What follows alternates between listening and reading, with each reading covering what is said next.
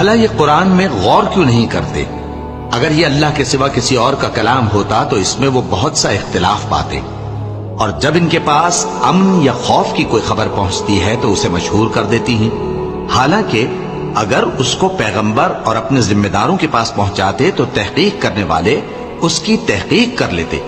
اور اگر تم پر اللہ کا فضل اور اس کی مہربانی نہ ہوتی تو چند آدمیوں کے سوا تم سب شیطان کے پیرو ہو جاتے۔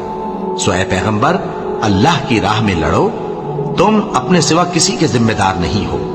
اور مومنوں کو بھی ترغیب دو، قریب ہے کہ اللہ کافروں کی لڑائی کو بند کر دے، اور اللہ شدید ترین جنگ کرنے والا ہے اور سزا دینے کے لحاظ سے بھی بہت سخت ہے۔ جو شخص نیک بات کی سفارش کرے تو اس کو اس کے ثواب میں سے حصہ ملے گا، اور جو بری بات کی سفارش کرے اس کو اس کے عذاب میں سے حصہ ملے گا، اور اللہ ہر چیز پر قدرت رکھتا ہے۔